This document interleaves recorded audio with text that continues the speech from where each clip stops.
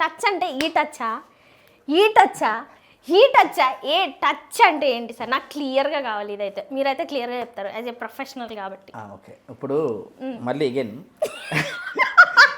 నా వీడియోస్లో ఎక్కడైనా నేను టచ్ అన్నట్లుంది నన్ను అడిగితే ఓకే. ఇప్పుడు as far as my knowledge is concern, నాకు తెలిసినంత వరకు ఒకవేళ ఫర్ ఎగ్జాంపుల్ నేను మిమ్మల్ని ఒక క్వశ్చన్ అడుగుతా. ఇప్పుడు ఈ టచ్ అని అంటున్నారు కదా, వీళ్ళకి కేవలం ప్రైవేట్ వెహికల్స్ ట్రాన్స్పోర్టేషనే ఉందా, పబ్లిక్ ట్రాన్స్పోర్టేషన్ ఎప్పుడు వెళ్తారా? నాకు తెలియదు, డౌట్. I'm sorry. వీళ్ళకి ఏమైనా వీళ్ళు ఎప్పుడైనా పబ్లిక్ ట్రాన్స్పోర్టేషన్ వాడుకుంటారా లేదా? వాడుకుంటారు సార్, ప్రతి ఒక్కరు. ఒకవేళ పొరపాటున వాళ్ళు కానీ పబ్లిక్ ట్రాన్స్పోర్టేషన్లోకి వస్తే ఎంత దూరమైనా వాళ్ళు ప్రైవేట్గా వాళ్ళ కార్లోనే వెళ్ళమనండి. పొరపాటున వాళ్ళు కానీ ఈ పబ్లిక్ ట్రాన్స్పోర్టేషన్లో ఏ బస్సో ఏ ట్రైన్లోనో పర్వాలేదు, కొంచెం ఏ ఫ్లైట్ ఎక్కినప్పుడు ఏడేం టచ్ అన్నారు అనుకోండి, ఆగిపోద్ది. బాలే బాబుతాడు కట్టంగానే ట్రైన్ ఆగినట్టు టచ్ అనగానే గుద్దేదన్నట్టు ఆగిపోద్ది. అక్కడ ఉన్న వాళ్ళు ఏమైనా పడిపోయింది కాస్త పైలట్ పడిపోయాడు అనుకోండి, లోపల ఉన్నటువంటి చాలామంది ప్రయాణికులు చాలా ఇబ్బంది అవుతారు. సో ఒకవేళ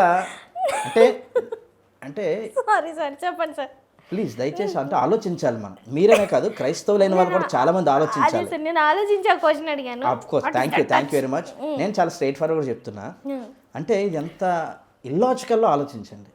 ఇప్పుడు ఇక్కడ స్టేజ్ మీద ఉన్నారు పాస్టర్ గారు, స్టేజ్ మీద ఉండి ఆ దగ్గరికి వచ్చిన వాళ్ళు ఎవరినైనా సరే ఆ టచ్ అంటే వాళ్ళు ఏదో పడిపోతున్నారు. అదే ఈయన ఫ్లైట్లో ఉండి టచ్ అంటే పక్కన వాళ్ళు పడిపోతే పరిస్థితి సార్. మరి మీరు ఇంత కామెడీ చేయకండి సార్. ఎంతో కొంత నమ్ముతున్నారు ఆ టచ్ని. జనాలు మనోభావాలు దెబ్బలు తింటే మీరు ఇప్పుడు ఇట్లా అన్నారంటే ఒక్కటి, ఇప్పుడు జనాల మనోభావాల కంటే వాళ్ళ మనసుల్లోకి మంచిని తీసుకెళ్ళగలగాలి, మంచిని తీసుకెళ్ళాలి. వాళ్ళకి వారి ఆలోచనల్ని సరిచేయగలిగే విధానంలోకి వెళ్ళాలి. ఒక్కటండి, ఆ స్టేజ్ మీద ఉన్న వ్యక్తి కూడా మనలాంటి పాస్టర్ గారే. కాకపోతే ఇందాక నేను చెప్పానే, వారి ఏ పనులను, వారి ఉద్యోగాలను, ఏ ఒక అవకాశాలను వదులుకొని బహుశా ఈ దేవుని పరిచయకు వచ్చి ఉండొచ్చు. దానికి సంబంధించిన గౌరవం మనం ఇస్తాం అంతవరకు. ఆయన ఒక దైవజనుడిగా చూస్తాం, దైవజనుడిగా గౌరవిస్తాం. కానీ ఇంక అక్కడి నుంచి ఏదో అతీత శక్తులు ఉన్నాయనే ఆ పోర్ట్రే చేస్తారు చూడండి, అది సంథింగ్ అంటారు. ఖచ్చితంగానండి. యాక్చువల్గా నా దగ్గర చాలా వీడియోలు ఉన్నాయి సార్, కానీ మీరు దీనికి అతీతులు అని ఐ మీన్ కరెక్ట్ కాదు మిమ్మల్ని అడగడం అని చెప్పేసి నేను అడగట్లే. ఇంకొక వీడియో చూపిస్తాను సార్, మిమ్మల్ని అడగను. ఎందుకంటే ఇట్లాంటి వీడియోలు బోలెడు ఉన్నాయి. చాలా ఎక్కువ వైఫై కనెక్షన్ పోయిందంట, ఏసయ్య వైఫై కనెక్షన్ పెట్టి అంటే వైఫై కనెక్షన్ కూడా వచ్చిందంట. గ్యాస్ అయిపోయిందంట, గ్యాస్ అయిపోతే అయ్యో ప్రభువా గ్యాస్ అయిపోయింది ఎలాగ ఇప్పుడు అనగానే గ్యాస్ వాడు వచ్చాడంట. Sir what is this sir? కనీసం అసలు చిన్న పిల్లోడికి చెప్పినా నమ్ముతారా సార్ ఇవన్నీ? ఇక్కడ మాత్రం నేను డిఫర్ అవుతానమ్మా. ఒకటి కాదు, ఒక్క నిమిషం సార్. ఇట్లాంటి అంటే ఇప్పుడు క్రిస్టియానిటీ ఉంది, అందరం బిలీవ్ చేస్తాం, కానీ గిట్లాంటివి చెప్పి అసలు సమాజానికి ఏం చెప్దాం అనుకుంటున్నారు, దేవుని పర్వ ఎందుకు దిద్దాం అనుకుంటున్నారు అనేది ఆన్సర్ కావాలి. ఒక్కటి, దీనికి మాత్రం నేను కొంచెం డిఫర్ అవుతా. ఎందుకనంటే నా లైఫ్లోనే జరిగింది కంటే నేను చెప్తున్నా. అంటే మీరు మళ్ళీ నన్ను ఎలాగనుకున్నా పర్వాలేదు, ఓకే అంటే ఇన్ని ఘోరాలు చూస్తున్నాం ఇంకేమనుకుంటాను. సరే, మీరు అది ఘోరం అనుకున్నా పర్వాలేదు. ఎందుకనంటే ఒకటమ్మా, అది మా గొప్పతనం కాదు, దేవుని గొప్పతనం. ఇప్పుడు అలాంటి ఆపదలో ఉన్నాం, అలాంటి ఇబ్బందిలో ఉన్నాం. ఆ ఇబ్బందిలో ఉన్నప్పుడు దేవుడు ద్వారం తెరుస్తాడు అనడానికి నిదర్శనం. దేవుడు ఖచ్చితంగా ద్వారం తెరుస్తాడు. ఇప్పుడు ఫర్ ఎగ్జాంపుల్ కష్టాలకి ద్వారం తెరుస్తారు, కానీ గ్యాస్ బిల్ అయిపోయింది, వైఫై బిల్ అయిపోయింది, తేనెటీగలు మా ఇంటికి వస్తే నెక్స్ట్ డే వెళ్ళాయి. అదే అవి కొన్ని మనం వినడానికి ఇబ్బందిగానే ఉంటాయి, నేను కాదంటలేదు. కష్టాల్లో ఉన్నప్పుడు దేవుడు ఖచ్చితంగా ఆదుకుంటాడు, అదొక్కటే మా కాన్సెప్ట్. కానీ దేనికి ఆదుకుంటాడు? కాలు నొప్పి వస్తుందయ్యా, కాలు నొప్పి పోవాలయ్యా, ఏంటి సార్ అదే అంటున్నానమ్మా. కొన్ని ఇట్లా కామెడీ చేసుకుంటున్నారంటే చాలా వరకు. కామెడీ ఎందుకు అవుతుంది?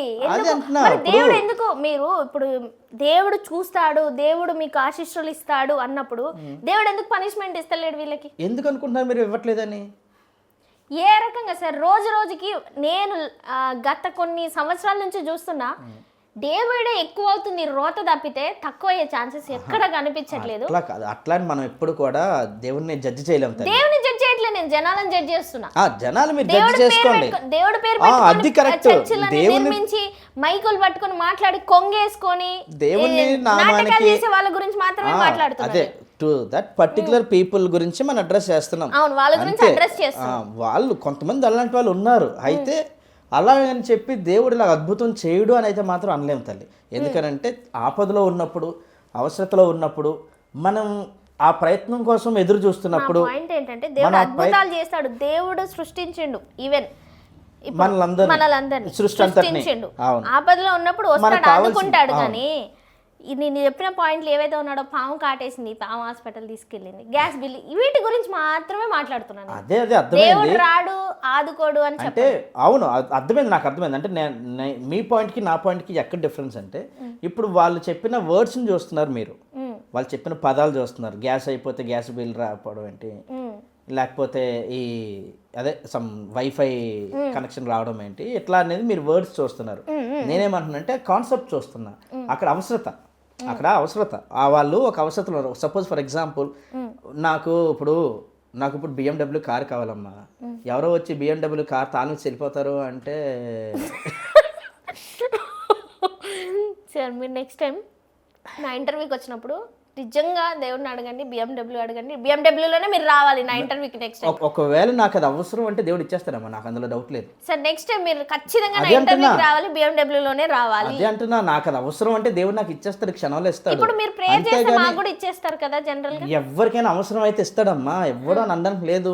కానీ అది నాకెందుకు, ఇప్పుడు నాకు అర్జెంట్ ఒక ల్యాప్టాప్ కావాలి సార్. అదే ఖచ్చితంగా వస్తుంది. ప్రేయర్ చేయాలి, నాకు ల్యాప్టాప్ రావాలి. డెఫినెట్ గా వస్తుంది. వచ్చిన తర్వాత మీరే చెప్తారు. నేనే కష్టపడి కొనుక్కోవాలి కదా సార్, నేనే పైసలు పెట్టి కొనాలి కదా. అమ్మా ఈ రోజుల్లో చాలా మంది అలా కాదు. ఈ రోజుల్లో కష్టపడిన ప్రతి కష్టార్జితం మనం అనుకున్నట్లుగా ఖర్చు జరగదు తల్లి. అదొకటి గుర్తించాలి. మనం అనుకుంటాం చాలా సేవ్ చేసుకుంటాం, దీంతో ఏదో చేసుకుందాం అనుకుంటాం, మీలో సడన్గా ఏదో ఒక ఆపద వస్తుంది, దాన్ని ఖర్చు పెట్టాల్సి వస్తుంది. సో ఎప్పుడైనా సరే మేమేం అనుకుంటామంటే సరే సారీ సార్ నవ్వుతున్నందుకు, ఒక్క నిమిషం. చెప్పండి. నా ఇంటెన్షన్ ఏంటంటే ఇక్కడ ఏమని పోర్ట్రే అవుతుందంటే, ఏసై ఉన్నాడు, తలుచుకుంటే సరిపోతుంది, ప్రేయర్ చేస్తే సరిపోతుంది, మీరు ఎందుకు కష్టపడుతున్నారు, మీరు ఎందుకు జాబులు చేస్తున్నారు, సోమరిపోతం చేయడానికి కాదు. ఎగ్జాక్ట్లీ అదే పోర్ట్రే అవుతుంది. ఒక్క నిమిషం, నా పాయింట్ మొత్తం వినండి. అలా కాదు, అంటే దాన్ని సరిపోతుంది అనుకో. అదర్ సైడ్ చూస్తున్నారు మీరు. అటు సైడ్ కూడా చూడాలి కదా సార్. ఎప్పుడు ఇదే చూస్తే మనం ఇటు సైడ్ కూడా చూడాలి కదా. మంచి చెడు రెండు ఉంటాయి కదా. ఇప్పుడు మీరు చెప్పారు నీకు ఖచ్చితంగా వస్తుంది, ప్రేయర్ చేసే ల్యాప్టాప్ అన్నారు కదా. నేను కష్టపడాలి, నెల జీతం మొత్తం చేసాను 80,000 లక్ష ఎంతో వస్తే ఆ 1,00,000 పెట్టి కొంటేనే కదా సార్ వచ్చేది. మరి కష్టపడాలి, దేవుడు ప్రతిసారి కష్టపడమంటారు. నమ్ముకోవడం, దేవుని నమ్ముకోవడం వేరు, కష్టపడడం వేరు అనేది ఖచ్చితంగా చూపించాలి. కానీ ఎందుకు చెప్తాను కదా, అంతెందుకు బైబిల్లో ఉంది కదమ్మా, మనుషులు నువ్వు కష్టార్జితం చేతనే. రేపట్ల ఎంతమంది క్రిస్టియన్ దేవుని నమ్ముకున్న వాళ్ళు బైబిల్ చదువుతున్నారు. ఓన్లీ వాళ్ళు చెప్పే వాక్యాలు, వాళ్ళు చెప్పే సొల్లు. ఇగో నేను ఒకసారి నా వెనకాల అబ్బాయిలు పడ్డారు, ఒక ఫోన్ ఇచ్చాడు, అందులో డీపీ చూపించాను, కట్ చేస్తే ఈయనే నా భర్త అయిపోయాడు. ఇలాంటివి చెప్పినప్పుడు ఇలాంటి వాక్యాలు వింటున్నారు జనాలు. బైబిల్ ఎప్పుడు చదువుతున్నారు సార్?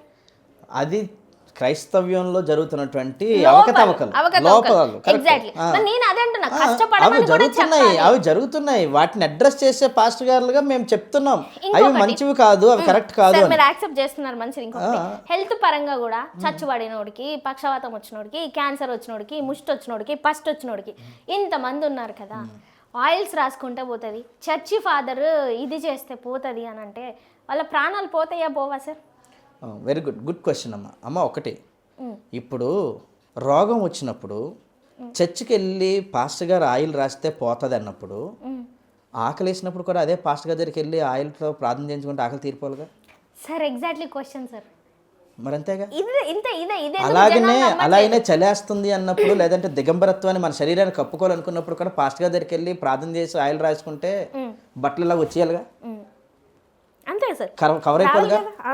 మనకు కావలసిన ప్రతి నీడ్ ఒక్క హెల్త్ దగ్గరికి వచ్చేసరికి పాస్టర్ దగ్గరికి వస్తే ప్రార్థన చేసి తగ్గిపోతుంది అంటారేంటి వీళ్ళు? సరే ఒకటే తగ్గుతున్నాయా, ఇంకేమైనా తగ్గుతున్నాయా సార్? ఏదైనా సరే, అంటే నేను ఏమంటున్నానంటే ప్రజలు కూడా ఆలోచించాలి. జనాలు కూడా ఎలాగైపోయారంటే, అంటే ఈ చాలా ఎక్కువైపోయింది ఈ క్రైస్తవ్యంలో. పాస్టర్ గారి దగ్గరికి వెళ్ళి మనకున్న క్యాన్సర్ వచ్చినప్పుడు ప్రార్థన అంటే ప్రార్థన చేసుకోవద్దు అని నేను అంటంలే.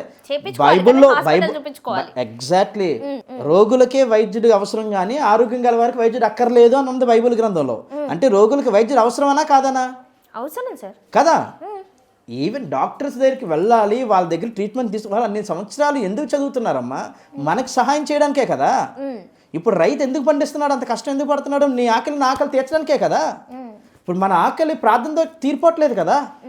మన రోగం ప్రార్థన ద్వారా పోయినప్పుడు మన ఆకలి ప్రార్థన ద్వారా తీరాలి, మన దాహం ప్రార్థన ద్వారా తీరాలి, మన అవసరతలు ప్రార్థన ద్వారానే తీరాలి. అవసరాలు తీరుతున్నాయి, నేను కాదని అంటలేదు. నేను I'm not against faith of Christianity. క్రైస్తవుల యొక్క విశ్వాసానికి నేను అగెన్స్ట్ కాదు. ఎందుకంటే బైబిల్లో ఒక మాట ఉంది, ఏమని?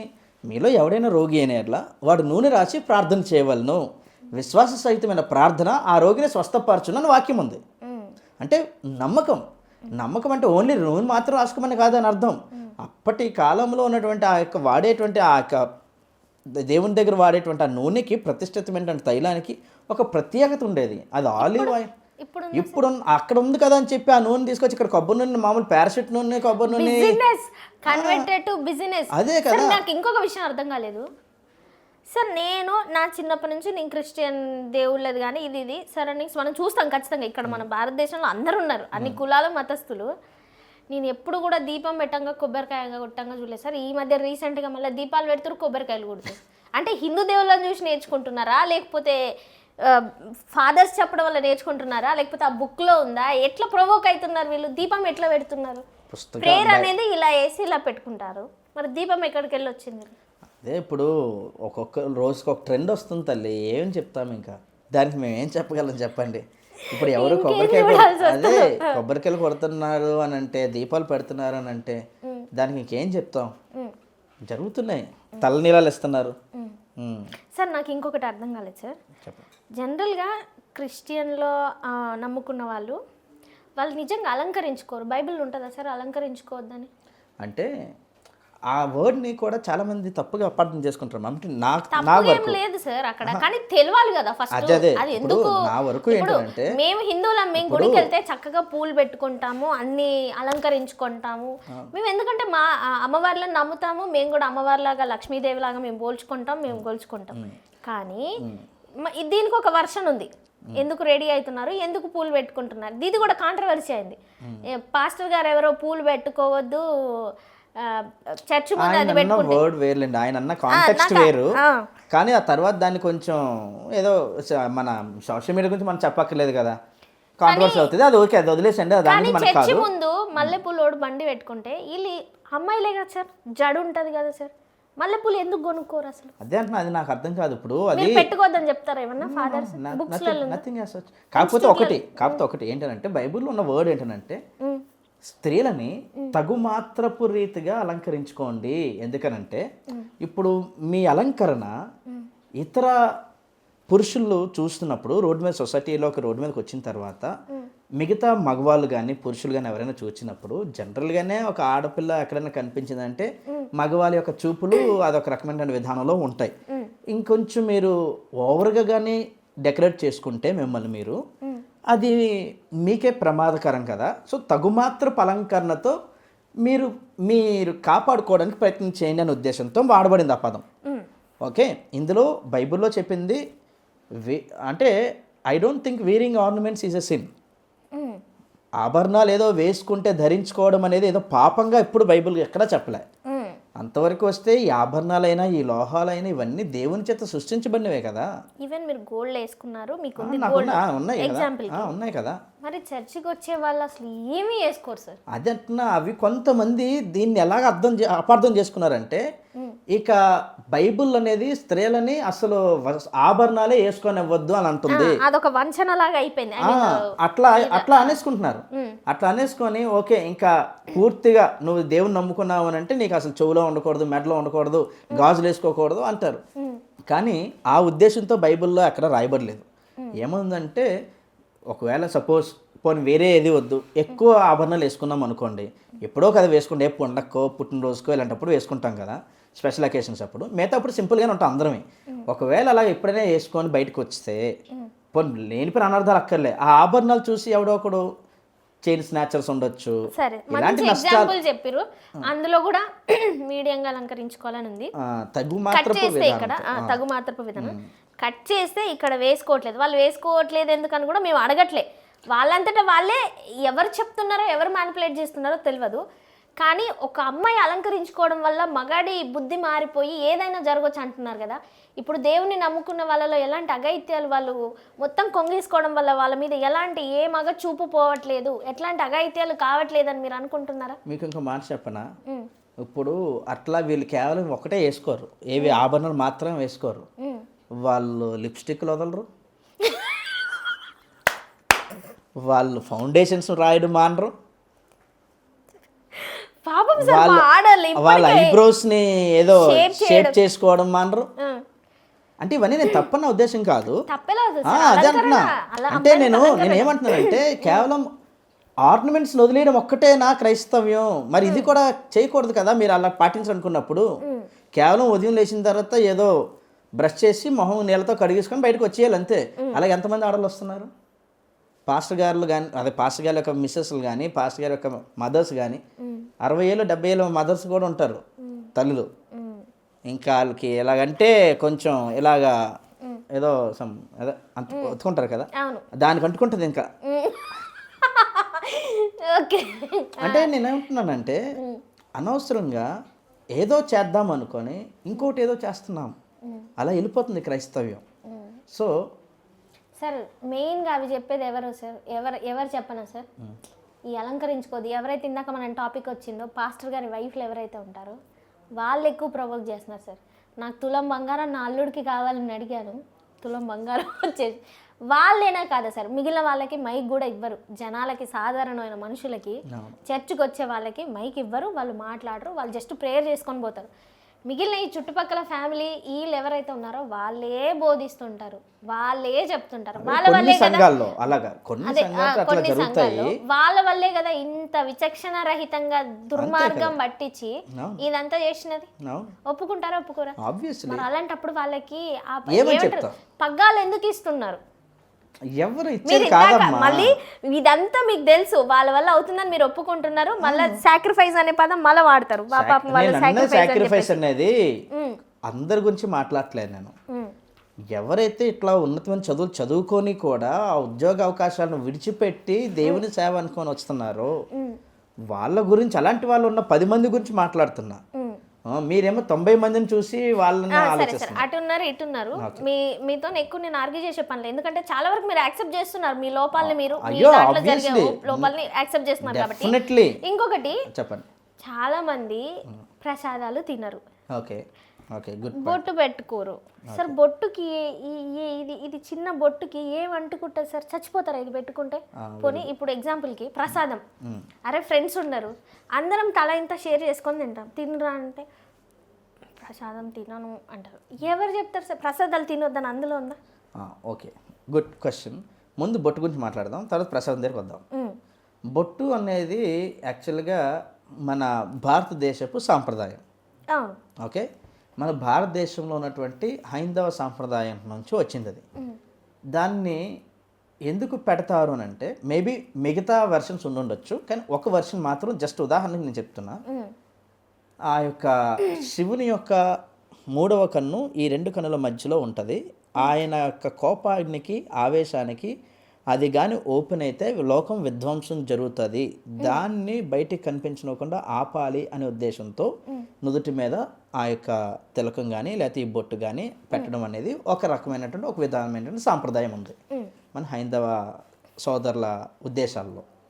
అయితే దీన్ని ఆ ఉద్దేశం ఉన్నప్పుడు మాకు ఈ యొక్క అంటే మేము నమ్మింది శివుని గురించి అని ఇంకొకరి గురించి అని ఉండదు కనుక, ఈ యొక్క పరిశుద్ధ గ్రంథంలో ఉన్న దేవుని గురించి మేము విశ్వసిస్తాం కనుక, ఈ లోకం నాశనం అవ్వాలన్నా, ఈ లోకం దీవించబడాలన్నా, ఆశీర్వదించబడాలన్నా దేవుని చేతిలో ఉన్నాయి కనుక దాని కొరకు మేము ఆ ఉద్దేశాన్ని ఆచరించిన అవసరం లేదు.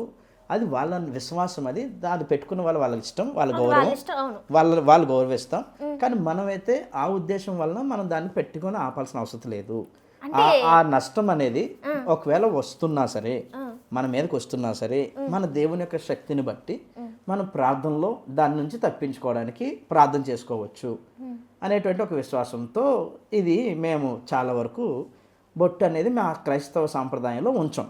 ఇందులో రెండు క్రిస్టియానిటీలు ఉన్నప్పుడు ఒకరు బొట్టు పెట్టుకుంటారు, ఒకరు బొట్టు పెట్టుకోరు. క్యాథలిక్స్ పెట్టుకుంటారు చెప్తున్నా.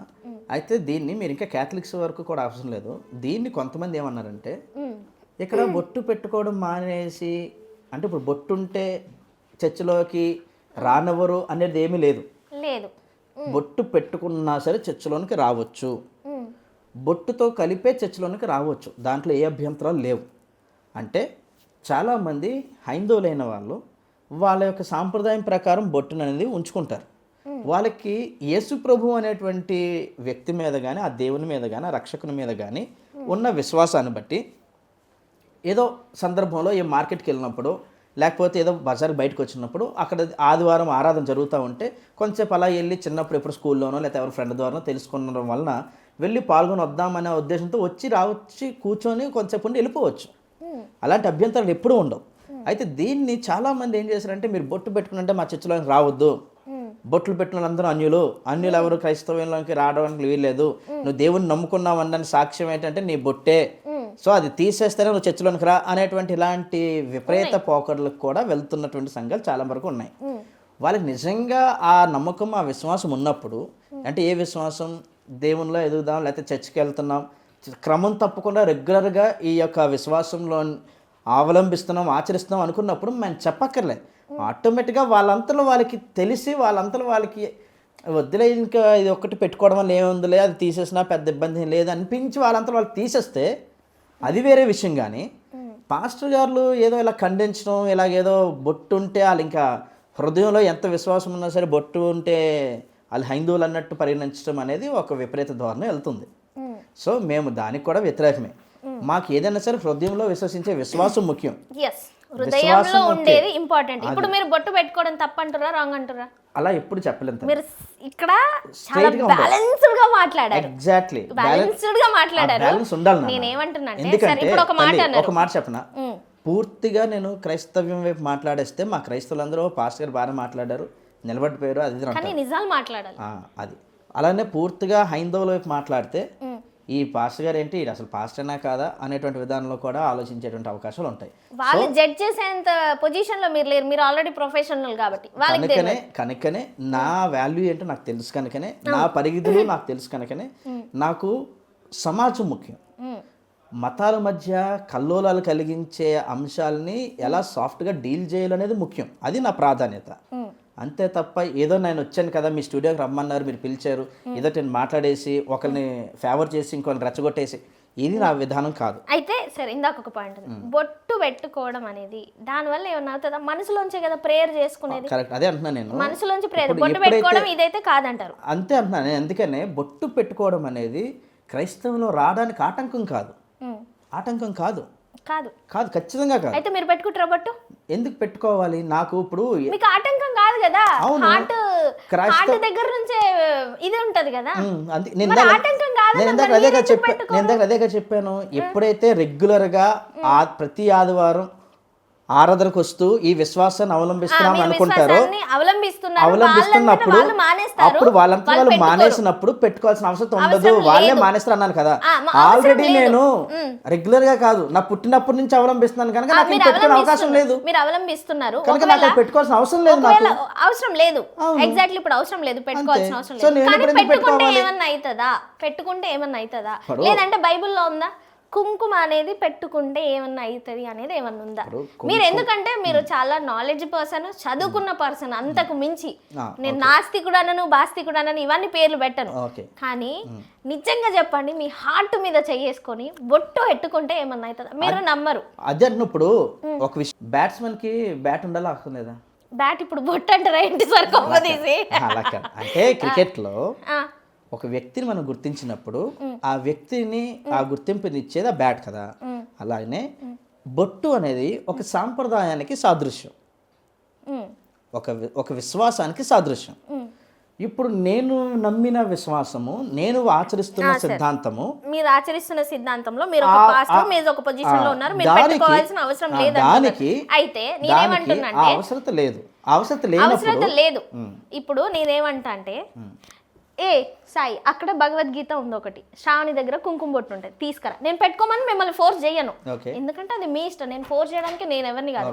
ఇప్పుడు మీరు క్రిస్టియన్లోకి అనడానికి కూడా ఫోర్స్ లేదు, కానీ ఫోర్స్ చేస్తారు చాలా మంది. ఇప్పుడు నేనేమంటా అంటే, మన ఇద్దరం, నేను హిందువుని కాదు, మీరు క్రిస్టియన్లు కాదు, యాజ్ ఎ హ్యూమన్ అంటారు కదా, హ్యూమన్ బీయింగ్స్, హ్యూమనిటీగా, జస్ట్ హ్యూమనిటీగా మాట్లాడుకుందాం. మీరు చర్చి ఫాదర్ అనేసి కొంచెంసేపు మర్చిపోవాలి.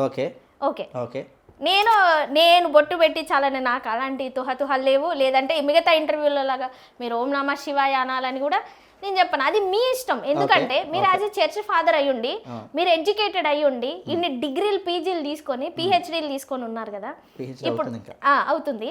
ఇప్పుడు కొందరు ఏంటంటే, ఇప్పుడు మీరు ఒకవేళ ఓం నమ శివాయ అన్నారు అనుకోండి, ఒకవేళ ఇప్పుడు నేను ప్రైజ్ ద లార్డ్ అన్నా స్టార్టింగ్లోనే, మీరేమన్నా నాకు చెప్పారా? నేను ఎందుకంటే నా మతాన్ని నేను ఆచరిస్తా, పరమతాన్ని గౌరవిస్తా. మీరు కూడా ఆచరిస్తారా? మీరు కూడా గౌరవిస్తారా? గౌరవించడం అంటే ఇప్పుడు మీ దగ్గరకు వచ్చి, అదే మీ దగ్గరకు వచ్చి అది చేస్తేనే గౌరవమా? అసలు అనకు ఒక్క మాట, అదే అంటున్నా, అలా చేసి అలాగంటేనే గౌరవమా? ఇక్కడ లేదు గౌరవం. అంత చులకన ఎందుకు చూస్తున్నారు మీరు? ఎవరు చులకన? ఇప్పుడు నేను తగ్గించకండి, అంటే మీరు హిందుత్వపు వాల్యూ నాకు తగ్గించకండి. నేను తగ్గించట్లేదు, నేను తగ్గించినంత మాత్రాన అవతల వాళ్ళు బొట్టు పెట్టుకుంటేనే హిందువుని గౌరవించినట్టు, లేకపోతే అది గౌరవం కాదన్నట్టు, అంత చీప్ కాదు హిందుత్వం అనేది. ఇప్పుడు హిందుత్వం అనేది గొప్పదే, అది మీ మాటల్లోనే వింటున్నా. ఖచ్చితంగా ప్రతి విశ్వాసము గొప్పదే, దాన్ని అనవసరంగా ఇప్పుడు నా చేతిలో పెట్టు. నేనేమంటున్నా అంటే, మిమ్మల్ని పెట్టుకోమని నేను అడగను, కానీ మీరు ఇంత మనం అన్నాం, మీరు ఫాదర్ కాదు, నేను హిందూ కాదు, ఒక మనిషిలాగా పెట్టుకుంటారా, పెట్టుకోరా? అది మత విశ్వాసానికి సంబంధించినది, సాంప్రదాయం. ఇప్పుడు మనిషికి చదువుకున్న వాళ్ళు కూడా వాళ్ళకి వీళ్ళకి తేడా లేకుండా పోతుంది సార్. ఇప్పుడు నాకు బైబిల్ అంటే నేను ముట్టుకుంటా, నేను పట్టుకుంటా, మీరు భగవద్గీత పట్టుకుంటారా? పట్టుకుంటాం. దానికి ఒక పేజీ చదవండి, ఒక పేజీ చదవడానికి చదవండి, బైబిల్ నాకు ఇవ్వండి, తీసుకోండి. ఏం చదువుతారు? చదవండి. సరే చదువుతాను, మీరు చదవండి, అందులో ఒక పేజీ చదవండి. ఏం చదవాలి చెప్పండి, ఏ పేజీ చదివినా పర్లేదు. నేను చదవగలిగే తెలుగు ఉంటే ఖచ్చితంగా చదువుతా, తప్పే ఉంది. చదవండి, ఏదైనా ఒకటి. ఓపెన్ చేశాను, ఓపెన్ చేయగానే 270 పేజీ వచ్చింది. ఓకే, ఏముంది? ఒకవేళ నీవు పాపాత్ములందరిలోకి పరమ పాపిగా భావింపబడినను దివ్య జ్ఞానం అనే నౌకలో స్థితుడవైనచో దుఃఖ సాగరమును దాటగలుగుదువు రాయబడి ఉంది, ఒక లైన్ ఉంది. చదివారు భగవద్గీత.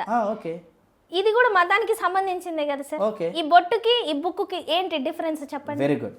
ఇది మతానికి సంబంధించింది అయినప్పటికీ కూడా ఇది ఒక పుస్తకం, ఇది ఒక సాహిత్యం. ఓకే, ఇది సాహిత్యం అనేది దీనిలో ఉన్న విషయ జ్ఞానం తెలుసుకోవడం కొరకు చదువుతాం. ఇదే కాదు, ఖురాన్ కూడా చదువుతాం, భగవద్గీత చదువుతాం, రామాయణం చదువుతాం, వేదాలు చదువుతాం, పరిశుద్ధ గ్రంథంతో పాటు చదువుతాం. చదవడం అనేది విషయ జ్ఞానాన్ని తెలుసుకోవడానికి సంబంధించినటువంటి మన యొక్క ఆలోచనలని, మన జ్ఞానాన్ని పెంపొందించుకోవడానికి ఉపయోగించే సాధనం. ఓకే, ఇప్పుడు ఈ మీరన్న ఆ బొట్టు, ఒక్క నిమిషం సార్. ఇప్పుడు బుక్ చదువుతా అన్నారు, ఇప్పుడు అందులో నేను ఓం నమ శివాయ అంటే మీరు ఎందుకు అనాలి, మీరు ఎందుకు తక్కువ చేస్తున్నా అన్నారు. మీరు బుక్ చదివేటప్పుడు అక్కడ భగవద్గీత యథాతథము అని ఉంది. ఇప్పుడు అందులో ఓం నమ శివాయ అని వచ్చింది అనుకోండి, మీరు చదవరా? మీరు స్పెల్ చేయరా? ఎందుకు చేయము? అది అందులో ఒకసారి అనండి. ఒకవేళ అందులో ఉన్న అక్షరాలు చదవడం వేరు. ఇప్పుడు పెన్ తీసుకురండి, ఫస్ట్ పెన్ తీసుకురండి. వెంకటాద్రి ఎక్స్ప్రెస్ ఉందండి, వెంకటాద్రి ఎక్స్ప్రెస్. ఓకే, నా దగ్గర ఉందిలే, నా దగ్గర ఉంది. ఆ ట్రైన్ పేరు చదవడం మానేస్తామా?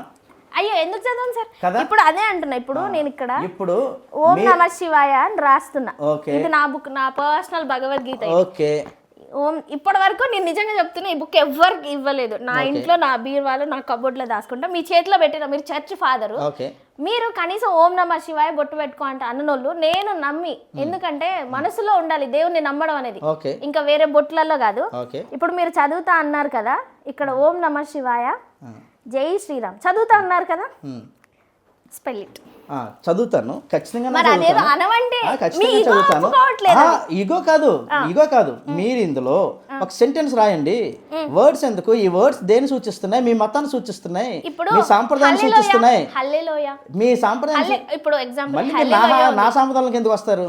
సార్ నాకు ఇప్పుడు మీరు ఇందాక ఒక మాట అన్నారు, నేను మతాల మధ్య గొడవ పెట్టడానికి కాదు, క్రిస్టియన్ హిందువుల మతాల గొడవ పెట్టడానికి కాదు. ఆబ్వియస్లీ కాదు. లేదు అన్నప్పుడు నాకు కూడా లేదని అన్నప్పుడు నేను హల్లెలూయా అంటున్నా, ప్రైజ్ ద లార్డ్ అంటున్నా, కానీ మీరు ఆ పదాలు వాడట్లేదు. అది క్లియర్ కట్ గా మీరు గొడవలు పెట్టను, నా ఉద్దేశం అది కాదు అని అన్నప్పుడు ఇది పలకడానికి ఏమవుతుంది? సెంటెన్స్ రాస్తేనే పలకాల. ఇప్పుడు బైబిల్ ఉంది, హల్లెలూయా అంట, ఇందులో గ్రంథాలు ఉన్నాయి, ద్వితీయములు నా కొరకు పెట్టబడినాయి, యెహోవా యెషోవా ఇవన్నీ ఉన్నాయి. నేను దాని ఇప్పుడు పరిశుద్ధ గ్రంథం అని ఉంది, నేను పరిశుద్ధ గ్రంథం అనను, దీని పక్కన ఒక వర్డ్ రాయండి అప్పుడు చదువుతాను నేను అంటానా? మీరు రాసుకున్నంత మాత్రాన మీరు ఇంకో వర్డ్ పెట్టినంత మాత్రం అది అయిపోదు కదా. కాదు మీరు అదే అంటున్నా, ఏది అయిపోదు మనసులో ఉంటది కదా, మరి మీకు చదవడానికి ప్రాబ్లం ఏంటంటే నేను ఇందాకలా మీరు ఇది ఒక స్టేట్మెంట్ ఇచ్చారు, ఒక సెంటెన్స్ ఏదో చదవమన్నారు, నేను చదివాను. ఇప్పుడు మీరు ఓన్లీ కేవలం ఒక మీ సాంప్రదాయంలో ఉన్నటువంటి ఒక మత సంబంధమైన విషయాన్ని ఇచ్చారు. రెండింటికి చాలా తేడా ఉంది. నాకు అర్థం కాదు ఏంటంటే, నేను అంటున్నా ప్రైజ్ ద లార్డ్ అంటున్నా, నేను ఇప్పుడు ఓం నమః శివాయ అంటున్నా, నేను ఇవన్నీ అంటున్నా, నేను ఇప్పుడు ఎక్కడ కూడా ఇప్పుడు గొడవలు పెట్టాలి, మీరు తక్కువ లేకపోతే మాది అవమానించుకోవాలని నేను అనలేదు అన్నప్పుడు, నేను ఇంత ఓపెన్ స్టేట్మెంట్గా నేను మాట్లాడినప్పుడు మీ బైబిల్ నా చేతిలో ఉంది, మీరేం రాసినా నేను చదువుతా, కానీ నాకేం కాదు ఏంటి అనేది నాకు తెలుస్తుంది. కానీ మీరు ఎందుకు ఆ పదాలు ఇక్కడ మీద అర్థమైపోతుందా? మీరు పిహెచ్డి రన్ అవుతుంది, మీరు చర్చ్ ఫాదరు, కానీ అందులో అది చదవడం వల్ల ఏమి ఇలాంటి వల్లనే కదా మిగిలిన వాళ్ళు ప్రసాదాలు తినకపోవడం, ఓం నమ శివాయ అనకపోవడము, జై శ్రీరామ్ అనే పదాలు పలకపోవడము. ఎందుకు పలకాలి అదే అడుగుతున్నాను నేను. మీరు ఎందుకు అలా రుద్దుతున్నారు? మరి ఎందుకు జనాల మీద రుద్దుతున్నారు? ఇప్పుడు సార్ ఎంతమంది నా దగ్గర వీడియోలు ఉన్నాయి, ఇలాంటి పేపర్ ఒకటి పట్టుకొని నువ్వు దేవుణ్ణి నమ్ముకో నీకు మంచి జరుగుతుంది, బిజినెస్ అన్నోళ్ళు ఉన్నారని తీసుకొచ్చి లోపలేయండి, అలా అన్నారని తీసుకొచ్చి లోపలేయండి చెప్తాను ధైర్యంగా. నేను ఇప్పుడు ఏమంటా అంటే మీరు అది ఒక్క నిమిషం తప్పది లేదు నేనెప్పుడు తప్పుగా మీ విశ్వాసాన్ని మీరు ప్రకటించుకోవడం తప్పు కాదు, నా విశ్వాసాన్ని నేను ప్రకటించుకోవడం తప్పు కాదు, కానీ మీ విశ్వాసాన్ని నన్ను పలకమనో నా విశ్వాసాన్ని మిమ్మల్ని పలకమనో రెండు తప్పే. విశ్వాసం ఏంటి సార్? నమ్మకం. నాకు ఇప్పుడు అంటే మీకు ఇప్పుడు నాకు నమ్మకం ఉండో విశ్వాసం ఉండో నేను పరిశుద్ధ గ్రంథం అన్నాను, దేనికన్నాను? మీరు దేనికన్నారు అనేది మీ ఇష్టం. ఎందుకని మీరు బీయింగ్ ఎ జర్నలిస్ట్ నేను ఇందాకనే చెప్పాను, నన్ను నార్మల్ తీసేయండి, మీరు చర్చ్ ఫాదర్ గా తీసేయండి, నార్మల్ మనుషులాగా మాట్లాడుకుందాం అన్న. మనిషిగా మాట్లాడుకున్నా సరే ఈ క్వశ్చన్ అడుగుతున్నానని మీరు అస్సలు అనుకో. మనిషిగా మాట్లాడుకున్నా సరే వ్యక్తిగతమే, ఇప్పుడు ఎవరి కాలం వ్యక్తిగతమే. ఇప్పుడు నా వ్యక్తిగతం అన్ని అదే సార్. ఇప్పుడు వ్యక్తిగతమైన మనం ఒక విషయం మాట్లాడుకున్నాం సార్, ఈ టచ్ అనో లేకపోతే ఏసై వచ్చేసి ఇది చేస్తాడు అని అంటే, మీరు చర్చి ఫాదర్ అయి ఉండే అది పలకకపోవడం వల్ల చాలా మంది ప్రసాదాలు తింటే ఇదైపోతుందని, బొట్లు పెట్టుకుంటే అదైపోతుందని మిమ్మల్ని ఫాలో అయ్యే కదా ఇదంతా అయ్యేది. మరి మీ ప్రాబ్లం ఏంటి? ఇప్పుడు మీరు అది పలకమంటే పలకట్లేదు, అది పలికితే ఏమన్నా అవుతుందా? ఎందుకు పలకాలి? ఎందుకు పలకాలి అనే పదం ఎందుకు వస్తుంది? అదే దేనికి పలకాలి? మీరు అందులో పేపర్ చదివిన వాళ్ళు ఇప్పుడు పలకమంటే ఎందుకు పలకట్లేదు? పోనీ ఈ బొట్టు మీరు ఎంతసేపటికి దీనిని ఒక హిందూ మతంలో ఉన్నోళ్ళే పెట్టుకుంటారు, లేకపోతే చెప్పండి దేనికి పెట్టుకుంటారు చెప్పండి, అది ఎందుకు పెట్టుకోవాలి చెప్పండి. ఎందుకు పెట్టుకోవద్దు సార్? దాంట్లో ఇప్పుడు ఎందుకు పెట్టుకోవద్దు దానికి వేరే దానికి దేనికి ఉపయోగిస్తారు చెప్పండి. ఇప్పుడు పసుపు ఉన్నది, మీకు పసుపు కూడా మీకు శుభం కదా, పసుపు తీసుకొస్తారు, పసుపు పెట్టుకుంటాం, మేము పసుపు రాసుకుంటాం, అది యాంటీబయాటిక్ రాసుకుంటాం, దాంట్లో ఏం తప్పేం లేదు, అంతే. దాంట్లో వల్ల ఒక ప్రయోజనం ఉన్నప్పుడు వాడతాం, ఖచ్చితంగా వాడతాం. అలాగే దీని వల్ల ఉండే ప్రయోజనం ఏంటో చెప్పండి. ఇప్పుడు దాని నుంచి ఇప్పుడు మీరు బొట్టు పెట్టుకోమన్నారు, ఏమవుతుంది చెప్పండి, లేదంటే హిందూ అన్నారు, ఏదవుతుంది చెప్పండి. ఇక్కడ ఏదైతే పెట్టుకోవడం వల్ల మనకి మైండ్ గానీ లేదంటే సూచకం గానీ పనిచేస్తారు. మీకు పనిచేదేమో నాకు పనిచేస్తుంది, మీకు పనిచేస్తుంది, నాకు బాగానే పనిచేస్తుంది కాబట్టి ఇప్పుడు అది చదవట్లేరా? అంతే. మరి దీన్ని ఏమనాలి నేను? మీరు చదవట్లేరు కాబట్టి మీకు బుర్ర పని చేస్తలేదని నేను అనొచ్చు. పని చేస్తుంది కనుక నేను పెద్దవారు పని చేయలేదు. కాకపోతే నేను అలాంటి కాదు మాటలు పని అలా మాట్లాడకూడదు. కాదు, పని చేస్తుంది కనుకనే నా పని నేను చేస్తున్నాను కదా. క్లియర్ కట్ గా చూసే జనాలకి ఈ వీడియోలో ఏం అర్థం అవుతుంది, ఏం పోర్ట్రే అవుతుంది, ఎవరెవరిని మ్యానిపులేట్ చేస్తున్నారు, ఎవరు ఏది అనేది క్లియర్ ఎవరు ఎవరిని బెదిరిస్తున్నారు, లేకపోతే ఎవరు ఎవరిని మరి లేకపోతే ఏంటండి? ఇప్పుడు ఇది ఖచ్చితంగా అనాలి, ఎందుకు అనాలి? అనాలనే కాంట్రవర్సీని ఎందుకు క్రియేట్ చేస్తున్నారు? ఇప్పుడు ఇప్పుడు అమ్మ ఒక విషయం, ఇప్పుడు మీ అమ్మగారి పేరు విజయలక్ష్మి అనుకుందాం, వెంకటమ్మ. సరే వెంకటమ్మ గారు. మా అమ్మగారి పేరు మెర్సీ ఝాన్సీబాయ్. ఓకే, ఇప్పుడు నేను మెర్సీ ఝాన్సీబాయ్ మా అమ్మ నేను రాస్తాను. ఆ పదం మీరు అన్నంత మాత్రం మీకు అమ్మ అయిపోదు. మీరు అనగలరా? అన్నంత మాత్రం అయిపోతారా? కానీ ఆమెను కూడా తల్లిగానే భావిస్తారు లేదా? ఖచ్చితంగా అంతేనా? అంతే కదా. అలా భావిస్తాం. భావించినంత మాత్రం ఆమె నా అమ్మ అని చెప్పి రాసేసుకోము. ఎక్కడ రాసేసుకున్నంత మాత్రం ఆవిడ్ని అదన్నా నేను మీరు కూడా పలికినంత మాత్రం అయిపోరు. ఆ గౌరవం అనేది ఏ తల్లిని చూసినా సరే మా తల్లి లాంటిదే అనే గౌరవం అనేది హృదయంలో ఉండాలి. అంతేగాని పలికినంత మాత్రాన అయిపోదు, చదివిసినంత మాత్రాన అయిపోదు తల్లి. For your kind information. So మంచి క్లారిటీ ఇచ్చారు కదా. మనం అనుకున్నంత మాత్రం ఇప్పుడు మీరున్నారు బ్రదర్, ఇప్పుడు నేను అన్నంత మాత్రాన మీరు నాకు అన్న అవ్వరు ఆబ్వియస్లీ. కానీ సోదర సమానంలో ఒక్క నిమిషం, ఇప్పుడు అది ఓం నమః శివాయ చదివినంత మాత్రం మీరు హిందువులు అయిపోరు కదా. అదే చెప్తున్నా, అదే అంటే ఇప్పుడు అన్నారు ఇప్పుడు నేను ఎందుకు అనాలి? నేను అన్న అనాల్సిన అవసరం ఏముంది నాకు అని నేను అంటే అలా మాట్లాడుతున్నారు. వెరీ గుడ్, మంచి క్వశ్చన్ అడిగారు. అన్న అన్నారు, అల్లా కాదు అన్న అన్నారు, అంకుల్ అని అనలేదు కదా, లేకపోతే తాత అని అనలేదు కదా, లేకపోతే బాబా అని అనలేదు కదా. ఎందుకని అవన్నీ అన్నంత మాత్రం కూడా అయిపోం కదా కదా, అన్నంత మాత్రం అనలేదు కదా.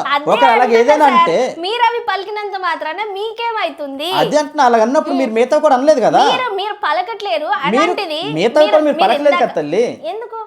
ఇప్పుడు నన్ను చూసిన తర్వాత ఒక అన్నగా అనుకున్నారు, అన్నగానే అడ్రస్ చేశారు. ఇప్పుడు అమ్మ టాపిక్ వచ్చింది, ఇప్పుడు నేను మిమ్మల్ని బాబాయ్ అనొచ్చు, మామయ్య అనొచ్చు, మన రిలేషన్షిప్ కంటిన్యూ అవ్వచ్చు, మనం ఒక మంచి బాండింగ్ ఫ్యామిలీ ఫ్రెండ్స్ అవ్వచ్చు, లేకపోతే వాట్ ఎవర్ ఏదైనా అవ్వచ్చు. కానీ నేనేమంటున్నా, మీరు ఇందాకేమన్నారు, ఈ అలంకరణ వల్లనో లేకపోతే ఈ వీటి వల్లనో కాదు, మనసు నుండి ఉండాలి దేవుడు ప్రేయర్ అని అన్నారు. మీరు మనసులోంచి చేసుకుంటున్నారు కదా. అవును, ఉన్నప్పుడు ఇప్పుడు అదే పేరు, ఇప్పుడు సపోజ్ ఫర్ ఎగ్జాంపుల్ ఒక టిఫిన్ పార్లర్ పేరు పెట్టుకున్నారు అనుకోండి, ఏదో ఒక పేరు పెట్టుకున్నారు అనుకోండి, ఆ పేరుని ఖచ్చితంగా పిలుస్తామా పిలమా?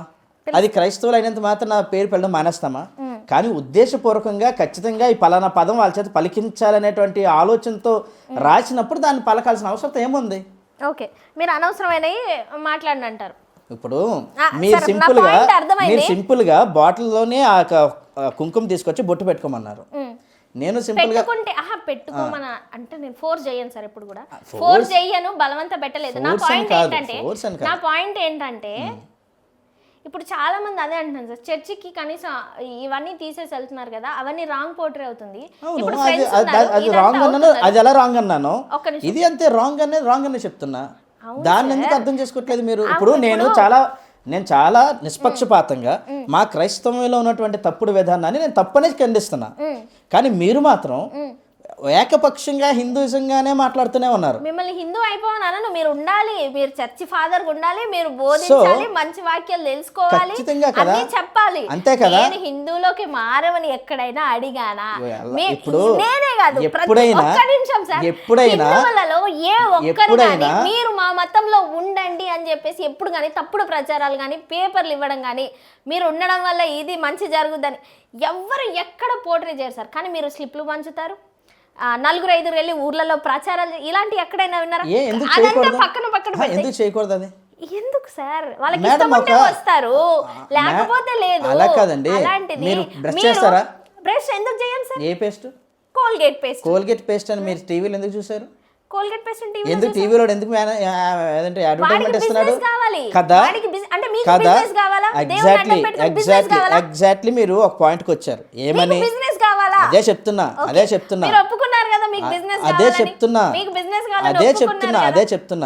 ఇప్పుడు ఎవరి ప్రోడక్ట్ ని వాళ్ళు పబ్లిసిటీ చేసుకుంటారు. ఓకే, కొంతమంది దాన్ని బిజినెస్ గా వాడుకుంటారు, కొంతమంది దాన్ని వేరే ఉద్దేశాలకు ఉపయోగించుకుంటారు. సో యేసు దేవుడు ఇప్పుడు యేసు నామములు ఇవన్నీ ప్రోడక్ట్లు బిజినెస్లు మేము ఎందుకు చెప్పుకోవద్దు, మేము ఎందుకు ప్రచారంలోకి రండి అని అడుక్కోవద్దు అని చెప్పేసి పాస్టర్ గారు చెప్తున్నారు. దీన్ని మీరు ఎలా ఖండిస్తారా లేకపోతే ఇంకేమైనా మాట్లాడతారా? ఎందుకు ఖండిస్తారు చెప్పండి, ఎందుకు ఖండిస్తారు? ఏ మత స్వేచ్ఛ కాదా? లేదా స్వేచ్ఛ భావ ప్రకటన లేదా? మత ప్రకటన లేదా? మత ప్రచారం హక్కు లేదా? ఒక్క నిమిషం సార్, మత స్వేచ్ఛ ఎవరు చెప్పారు మీకు మత ప్రచారం చేసుకోకూడదని? ఒక్క నిమిషం ఉంది, కానీ డబ్బులు ఇచ్చి బలవంతంగా కొనుక్కోవద్దు. ఎవరు ఇచ్చారో వాళ్ళని లోపలేయండి. దళితులు ఉంటారో లేదంటే డబ్బు లేని వాళ్ళు ఉంటారో దళితుల దగ్గరికి వెళ్తున్నారు ఎందుకు? ఎంతమంది మిగతా కులస్తులు లేరు? ఒక్క నిమిషం, ఎంతమంది మిగతా కులస్తులు దేవుని ప్రచారాలు ఎందుకు చేసుకోవద్దు ఎందుకు అని అంటే ఇప్పుడు మత ప్రచారం చేసుకుంటే మీరు ఎందుకు భయపడుతున్నారు అసలు నాకు అర్థం కాదు. మేము ఎందుకు భయపడతాం? అలా ఎందుకు భయపడుతున్నారు అని నేను అన్నట్లేదు. అలా ఎందుకు భయపడుతున్నారు? ఎందుకు అడ్డుకుంటున్నారు అసలు? ఎవరు అడ్డుకుంటున్నారు? ఏమైపోద్ది? ఎవరైనా నమ్ముకుంటే ఏమైపోతుంది? అవును, మీరు ఇప్పుడు బొట్టు పెట్టుకుంటే ఏమైపోతుంది మీకు? ఒక్క నిమిషం, మీరు బొట్టు పెట్టుకుంటే మరి మీకేమైపోద్ది? వీళ్ళు నమ్ముకుంటే ఏమైపోతుంది అన్నప్పుడు బొట్టు పెట్టుకుంటే మీకేమైపోతుంది? నా విశ్వాసం దెబ్బతింటది. మరి మా విశ్వాసాలు దెబ్బతినవా? మా మనుషులు కాదా? మీకేమైనా దెబ్బుందా? మాకేం దెబ్బలేదు. పక్కోడు నమ్ముకుంటే నీకేం దెబ్బుందా? నాకెందుకు దెబ్బ? అలానే అవతల నమ్ముకుంటే నాకేమైనా దెబ్బ ఉంటుందా? నాదేంటంటే మీరేమైనా బొట్టు పెట్టుకుంటే అది నాది, అది నా పర్సనల్. మీరు పెట్టుకుంటే నేను అడ్డుకుంటే అది నా తప్పు. మీ ఖచ్చితంగా పాయింట్లు నోటెడ్ అవుతున్నాయి. మీరు ఏ విధంగా మీరు ఒక వర్షం గమనించాలి. మీరు గమనించాలి, ఒక మాట గమనించాలి. మిమ్మల్ని కూడా నేను బొట్టు పెట్టుకొని ఒక అడ్డు పడితే అది నా తప్పు. మీరు బొట్టు పెట్టుకున్నది మీ వ్యక్తిగతమైనటువంటి స్వేచ్ఛ, అది మీ ఇష్టం. మీరు కూడా నా ఎదురుగా కూర్చున్నా మీరు బొట్టు పెట్టుకోవద్దు, మీరు బొట్టు తీసి నన్ను ఇంటర్వ్యూ చేయండి అని అంటే అప్పుడు అది తప్పది. అర్థమైందా? అంతేగాని నేను బొట్టు పెట్టుకోవడం బొట్టు పెట్టుకోకపోవడం నా వ్యక్తిగతం అది. అలానే ఇప్పుడు పక్కన ఉన్న కెమెరామెన్ సోదరులు వీళ్ళని పెట్టుకోనివ్వకుండా ఆపడం అనేది నా తప్పది. వాళ్ళు పెట్టుకుంటే తప్పు, పెట్టుకోకపోతే తప్పు అంటే మీ మతంలోకి వస్తే ప్రాబ్లం ఏంటి అంటున్నారు. ఇప్పుడు మీరు ఎందుకు అడ్డుకుంటున్నారు అంటున్నారు, అంటే మీరు లాక్కుంటున్నారనే కదా అర్థం. అదే చెప్తున్నా, మేము లాక్కోవడం కాదు అది, మేము లాక్కోవడం కాదు అది, మేము లాక్కోవడం కాదు. మేము ప్రకటిస్తే లాక్కుంటున్నారంటారేంటి? అంత భయం ఎందుకు? ప్రకటిస్తే ప్రాబ్లమా? ప్రకటిస్తే లాగేసుకున్నట్లేనా? అది ప్రకటన అడ్వర్టైజ్మెంట్ వచ్చినంత మాత్రం అందరూ కొనేసుకున్నట్టేనా? టీవీలో కొన్ని మిలియన్స్ చూస్తారు, టీవీలో కొన్ని మిలియన్స్ చూస్తారు, చూసిన అందరూ వెళ్ళి కోల్గేట్ కొనేరు, చూసిన అందరూ కొనేరు. ఎవరు మ్యానిపులేట్ చేసి రప్పించరు తల్లి. ఎవరు అన్నింటినీ మీరు తీసుకెళ్లి జైల్లో పెట్టించండి. ఒక్క నిమిషం, జైల్లో ఎవరినైనా పెట్టాలి, ఎంతకని పెట్టాలి? మరి అంతే, మరి మీరు పోరాడుతున్నారు కదా. జైల్లో ఎవరిని పెట్టాలి? అలాగే డబ్బులు ఇచ్చి రప్పించిన మ్యానిపులేట్ చేసే వాళ్ళని పెట్టండి, అది తప్పులేదు. ఖచ్చితంగా అలాంటి జరగట్లేదంటారు. ప్రచారం చేసుకోవడం తప్పు కాదు, కానీ డబ్బులు ఇచ్చి మీరు అన్నారే ప్రచారం అనేది బిజినెస్ అని మీరే ఒప్పుకున్నారు. మళ్ళా బిజినెస్ అని మీరు అంటున్నారు. సార్, ప్రచారం అనేది ఎవరు ఒప్పుకున్నారు ఎవరు ఒప్పుకోలేదు అనేది చాలా క్లియర్ కట్ గా రికార్డింగ్ కూడా ఉంది. నేనే పాయింట్ ఏంటంటే రికార్డ్ ఉంది, ఎవరైనా సరే ఇప్పుడు నేను నమ్మిన సిద్ధాంతాన్ని నేను ప్రచారం చేసుకుంటున్నా, అది నాకు ఇచ్చిన రాజ్యాంగం హక్కు. అది నేను యేసుప్రభుని నమ్ముకున్నా, నేను బాగుపడ్డాను నేను చెప్పుకోవడం నా హక్కు. అది విన్నటువంటి మీ ముగ్గురులో ఎవరు దానికి ఓకే ఈయన లైఫ్ బాగుందా, అయితే నేను నమ్ముకుంటానని అనుకోని వాళ్ళు వస్తున్నారా, లాక్కెళ్తున్నారా? ఎవరిని మీ ఇంట్లోకి వచ్చి మిమ్మల్ని తీసుకుని వెళ్తున్నానా? వాళ్ళ ఇంట్లోకి వెళ్ళి వాళ్ళ చర్చలో మీ చర్చలో రెండని తీసుకెళ్తున్నానా? ఎవరైనా అలా చూసారా? మీరు అలా చూస్తే మీరు అక్కడ పట్టుకొని నిలదీయండి, అంతేగాని. సార్, మీరు సోషల్ మీడియాలో యాక్టివ్ గానే ఉంటారా? నన్ను ఇవన్నీ క్వశ్చన్లు అడుగుతున్నారు. ఉండనండి. సో ఇలాంటి దుర్మార్గాలు ఏం జరగట్లేవు అంటారా? మీ పాయింట్లు మీరు కరెక్ట్ గానే పెడుతున్నారు, మీ వర్షన్ ఓకే. మీరు సోషల్ మీడియాలో యాక్టివ్ గా లేనంటున్నారు. నేను కొన్ని వీడియోలు కూడా చూపించిన. క్రైస్తవులు చేసినవి ఏవైనా తప్పుగా ఉంటే తప్పుగానే చెప్తున్నానా లేదా? మీరు ఖురాన్ చదువుతా అన్నారు, భగవద్గీత చదువుతా అన్నారు, బైబిల్ చదువుతా అన్నారు కదా. ఈ మూడిట్లో ఏది కరెక్ట్ అంటే ఏది కరెక్ట్ అని చెప్తారు? అంటే ఇప్పుడు భగవద్గీత చదివిన వారిని, ఖురాన్ చదివిన వారిని ఇరికించడానిక, వాళ్ళిద్దరి మధ్య ఏదైనా ఇది చేయడానిక? అమ్మో, నాకు అసలు సార్ ఇప్పుడు నేను చదువుతా అన్నారు ఒకటి, మీరు చదువుతా అన్నారు. ఇప్పుడు 10th క్లాస్ లో బైబిల్ చదవలేదు, పీజీ జర్నలిజం చేశారు. 10th క్లాస్ లోని ఆల్గరిథం ఏదో ఉంటది కదా, ఆల్జీబ్రా ఏదో ఉంటది, ఉన్నాయి కదా, A+B² చదివాం కదా, బయాలజీ చదివాం, అన్ని గుర్తుంటాయా? అవి కొంతవరకు మన యొక్క జ్ఞానాన్ని పెంపొందించుకోవడానికి మినిమం ఏంటంటే అవసరమో తెలుసుకోవడం వరకే ఉపయోగించుకుంటాం. 10th లోని తెలుగు చదువుతాం, ఇంగ్లీష్ చదువుతాం, హిందీ చదువుతాం, మ్యాథ్స్ చదువుతాం, సోషల్ చదువుతాం, సైన్స్ చదువుతాం, అన్నీ చదువుతాం.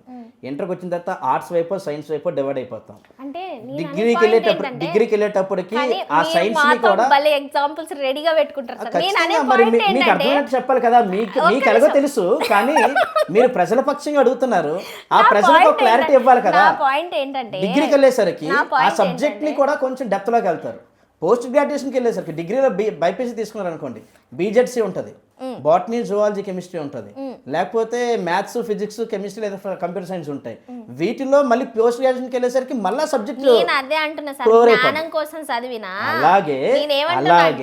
అలాగే నేను ఖురాన్ చదివినా, భగవద్గీత చదివినా, లేకపోతే మిగతా వేవ్ చదివినా, అవి నాకు ఎలిమెంటరీ ఎడ్యుకేషన్ కొరకు, లేదా high school high grade education కొరకు, లేదా +2 ఎడ్యుకేషన్ కొరకు, లేదా గ్రాడ్యుయేషన్ ఎడ్యుకేషన్ కొరకు ఎలాగైతే మిగతా సబ్జెక్టులు అవసరమో అలాగనా నాకు ఇవి అవసరం.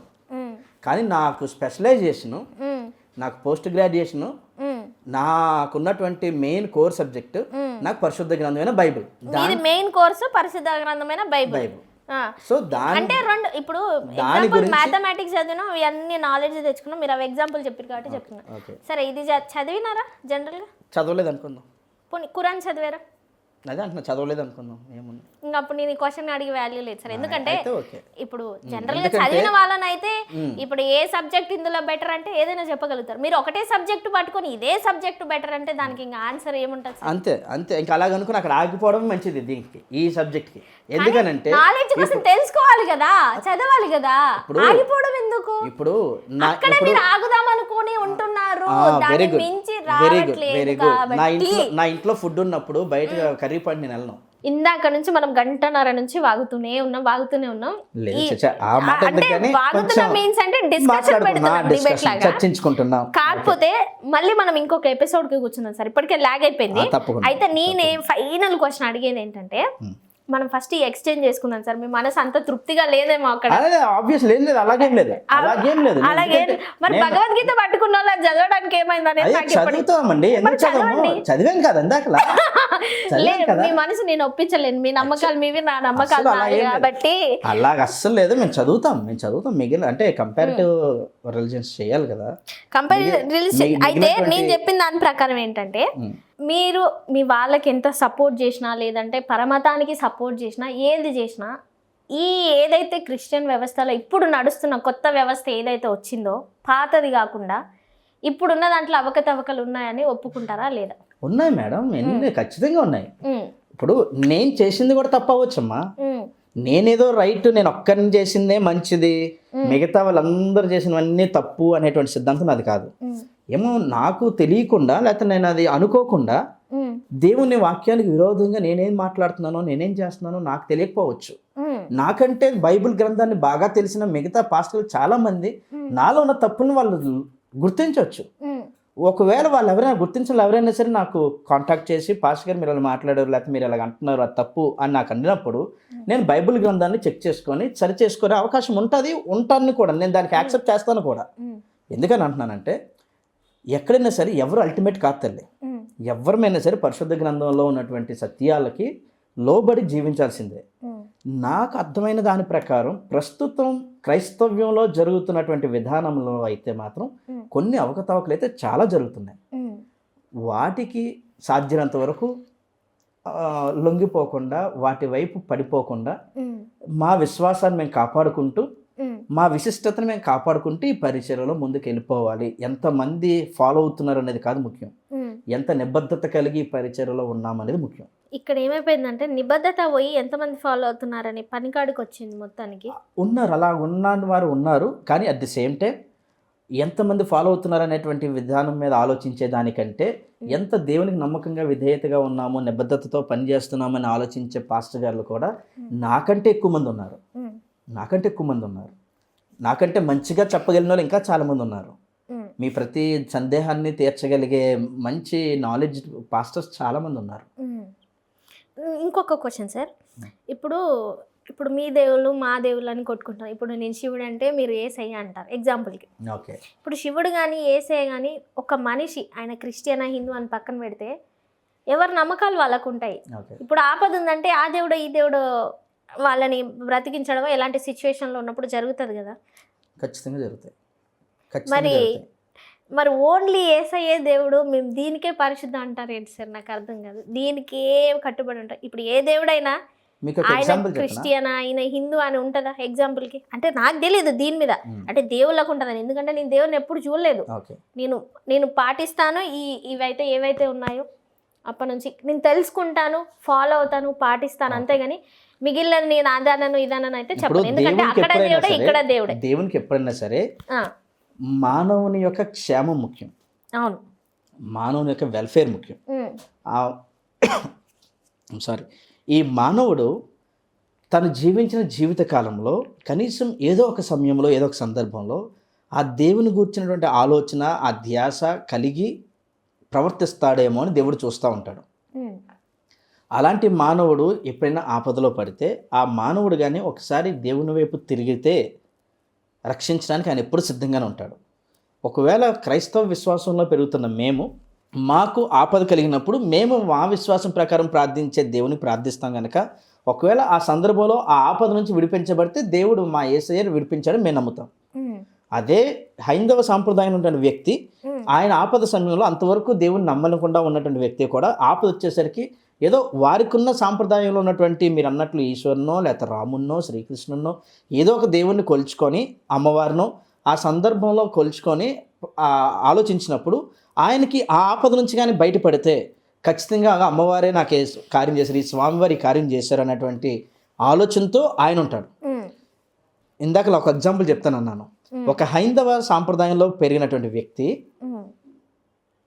పెద్దయి వివాహం చేసుకొని వాళ్ళ దాంపత్య జీవితంలో కూతురుని అంటాడు. వాళ్ళ కూతురికి క్యాన్సర్ ఏదో సంథింగ్ ఒక ఇబ్బందికరమైనటువంటి రోగం వస్తుంది, జబ్బు వస్తుంది, లేదా అనారోగ్యం అనుకుందాం సింపుల్ లాంగ్వేజ్లో. ఆ లాంగ్వేజ్లో చాలా ప్రయత్నాలు చేస్తారు కానీ ఎక్కడ తీసుకెళ్ళినా తగ్గదు. ఒకళ్ళెవరో చెప్తారు ఒక దర్గాకో ఏదో ఒక ముస్లిం సంబంధించినటువంటి ఆ ప్లేస్కి తీసుకెళ్తే తగ్గుతుంది అని అంటారు. ఈయన అప్పటికే చాలా ప్రయత్నాలు చేస్తాడు. నేను క్రైస్తవ్యం కోసం మాట్లాడటంలే, ఒక ముస్లిం సోదరుల యొక్క ఆలోచనల్ని ఒక జరిగిన సంఘటన మీకు చెప్తున్నా.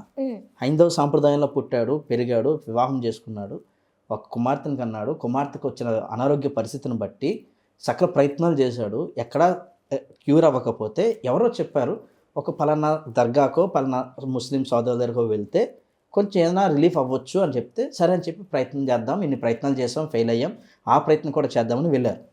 వెళ్తే అనుకోకుండా ఆశ్చర్యకరంగా ఆ కుమార్తె ఆరోగ్యం మెరుగుపడడం ప్రారంభమైంది.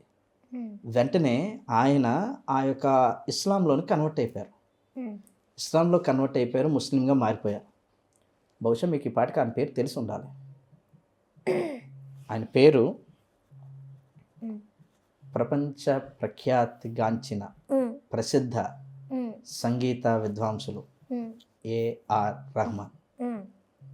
ఆయన హిందువ పేరు దిలీప్ కుమార్ అనేటువంటి వ్యక్తి. ఏఆర్ రెహమాన్గా ఎందుకు మారారు? ఆయన కుమార్తె జీవితంలో ఉన్నటువంటి ఆ చిన్న సంఘటన ఆయన విశ్వాసాన్ని అటువైపు అడుగులు వేయించింది. నేను ఏమంటానంటే ఆ ఆపద సమయంలో ఆ వ్యక్తికి ఆ ఎవరో చెప్పిన మాటకి అనుకూలంగా స్పందన వచ్చేసరికి, ఆ కుమార్తె ఆరోగ్యం మెరుగుపడేసరికి ఆయన సరే అయితే ఇందులోనే శక్తి ఉన్నట్లుంది, ఇందులోనే మంచి ఇది ఉన్నట్లుంది అనుకొని ఆయన ఆ యొక్క ఆ విశ్వాసంలోనికి అడుగుపెట్టడం ప్రారంభించాడు. ఇప్పటికీ కూడా ప్రపంచవ్యాప్తంగా ఆయన ముస్లింగానే కొనసాగుతూ ఉన్నారు. కానీ ఆయన కట్టర్ హిందూ. ఆయన బేసికల్గా ఆయన మొదటి నుంచి ఆయన ప్రారంభం. కావాలంటే మీరు గూగుల్ చేసుకోండి. సార్ ఇక్కడ నేను ఎందుకు మనిషి బతకడం ఇంపార్టెంట్. ముస్లింలో బతికారా, హిందూలో బతికారా, అద్భుతం అన్నారు కదా మీరు, అద్భుతం అన్నారు కదా. ఈ దేవుడు ఎవరిని మనిషిని హిందూ అని చూసి క్రిస్టియన్ చూసి బతికిస్తాడా అని అన్నారు కదా. దానికి నేను చెప్తున్నాను, ఇలాంటి అద్భుతాలు అనేవి ఏ విశ్వాసంలోనైనా సరే సహజం. అంత మాత్రాన ఇప్పుడు నేను ముస్లింలోకి వెళ్ళలేను కదా, అలాగని చెప్పి ముస్లిం సోదరులు నేను వ్యతిరేకించలేను కదా. సో వాళ్ళ నమ్మకాలు వాళ్ళవి, వాళ్ళ విశ్వాసాలు వాళ్ళవి, వారితో నాకు సఖ్యత, నాకు గౌరవం, సమానమైనటువంటి పౌరులముగా ఆ సత్సంబంధాలు నాకు అవసరం. అలానే హైందవ సాంప్రదాయంలో హైందవ సోదరులతో కూడా నాకు అటువంటి సత్సంబంధాలు అవసరం. ఇప్పుడు నేను కూడా ఎప్పుడు కూడా మీరు పలానా, నేను చాలాసార్లు చెప్తాను, మా చర్చిలో చాలాసార్లు చెప్తాను, ఏదో గర్భఫలం వస్తుందనో, లేకపోతే ఏదో ఇల్లు కట్టుకోవాలనో, అప్పులు తీరిపోతాయనో, లేకపోతే అనారోగ్యాలు తగ్గిపోతాయనో యేసుప్రభుని నమ్ముకోవద్దు.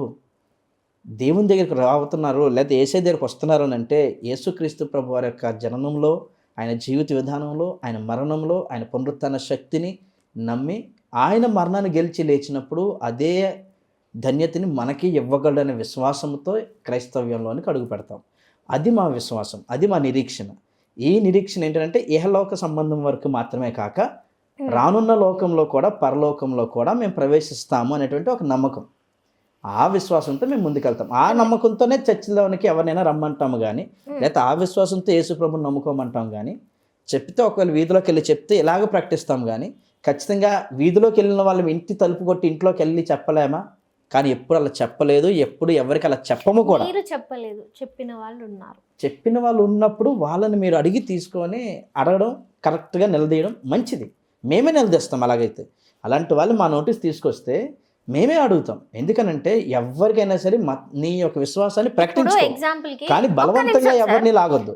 ఎక్కడో జరిగిన దానికంటే పక్కన పెడితే అజయ్ బాబు గారు, అజయ్ బాబు గారు అంటే అదే పాస్టర్ అజయ్ బాబు గారు, ఖమ్మం మొన్న అరెస్ట్ అయ్యారు, అదంతా జరిగింది.